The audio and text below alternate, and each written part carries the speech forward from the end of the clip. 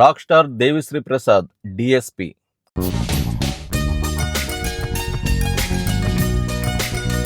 నిజంగా చెప్పాలి అంటే 1999 నుంచి, అంటే అతని ఫస్ట్ ఫిలిం దేవుడు సినిమాతో స్టార్ట్ చేసిన అతని జర్నీ నిజంగా దాదాపుగా ఇంకొక 3 ఏళ్ళు గడిస్తే 30 ఇయర్స్ అవుతుంది.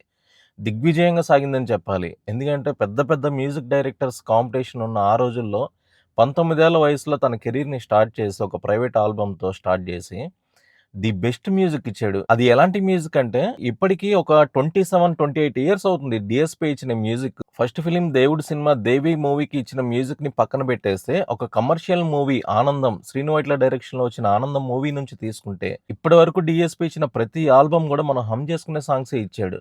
మీరు కావాలంటే అబ్జర్వ్ చేసుకోండి. తెరిచిన కదులు మూసిన కలలు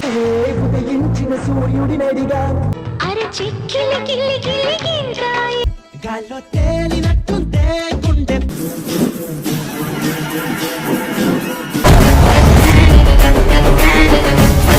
ఇప్పటికొచ్చి 'ఆనందం' సినిమా సాంగ్స్ వింటారు, ఇప్పటికొచ్చి 'వర్షం' సినిమా సాంగ్స్ వింటారు, ఇప్పటికొచ్చి 'మన్మధుడు', 'నువ్వొస్తానంటే నేనొద్దంటానా', 'బొమ్మరిల్లు' ఇలా చెప్పుకుంటూ పోతే అసలు పెద్ద పెద్ద స్టార్స్ కంటిన్యూ ఫ్లాప్స్ లో ఉన్నప్పుడు వాళ్ళ మళ్ళీ కంబ్యాక్ ఫిలిమ్స్ కి డిఎస్పి మ్యూజిక్ చాలా బ్యాక్ బోన్ లో నిలబడింది. దగ్గర దగ్గర 27, 28 సంవత్సరాలు కంప్లీట్ అవుతుంది డిఎస్పి మ్యూజిక్ స్టార్ట్ చేసి, అండ్ 100 ఫిలిమ్స్ అబోవ్ ఇచ్చాడు. డిఎస్పి కంపోజ్ చేసిన పాటలు వినడానికి, ఆ బ్యాక్గ్రౌండ్ మ్యూజిక్ వినడానికి చాలా మంది రిపీటెడ్ గా వెళ్ళేవాళ్ళు సినిమాలకి.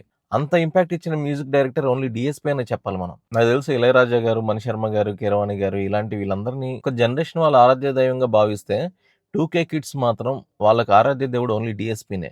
డిఎస్పీ మ్యూజిక్ వచ్చింది అంటే మాత్రం చొక్కాలు చింపేసుకుంటారు. ఎందుకంటే 'వర్షం' సినిమా కానీ, 'బొమ్మరిల్లు' కానీ, 'నువ్వొస్తానంటే నేనొద్దంటానా', 'ఆర్య', 'శంకర్ దాదా జిందాబాద్', 'శంకర్ దాదా ఎంబీబీఎస్' ప్రతి హీరోతో కూడా సూపర్ హిట్లు, సూపర్ సక్సెస్లు కొట్టిన one and only music director only DSP అని చెప్పాలి. ఆ రోజుల్లో వచ్చినట్టుగా కంప్లీట్ 5 సాంగ్స్ 6 సాంగ్స్ ఒక కంప్లీట్ ఆల్బమ్ వస్తే రిపీటెడ్ గా వింటా ఉండేవాళ్ళు. మరి ఆ కల్చర్ పోయింది. ఇప్పుడు అన్ని ఒక్కొక్క పాట ఫస్ట్ ఆ పాటకు కూడా ఒక టీజర్ కట్టు. నిజంగా అర్థం కాని ఆగామ్య గోచరంగా ఉంది ఈ రోజుల్లో మ్యూజిక్ పరిస్థితి. ఇవన్నీ చేంజ్ అవుతాయా అంటే చేంజ్ అవ్వవనే చెప్పాలి. ఎందుకంటే ఒకసారి మారిపోయాయంటే మారిపోయినట్టే ఇంకా. మళ్ళీ పాత రోజులు రావు. అందుకే వాటిని గోల్డెన్ డేస్ అంటారు. ఎప్పుడో సంవత్సరానికి ఒక పాట రిలీజ్ చేస్తారు, 4 ఏళ్లకు ఒక సినిమా రిలీజ్ చేస్తారు. ఇలాంటి కల్చర్ ఉన్నప్పుడు మ్యూజిక్ డైరెక్టర్స్ నిజంగా ఇదైతే టఫ్ జాబే, టఫ్ పీరియడ్ అనే చెప్పాలి వాళ్ళకి. సంగీతానికి, సినిమా వాళ్ళకి మాత్రం మరణాలు ఉండవు. వాళ్ళు ఎప్పుడు చిరంజీవులే.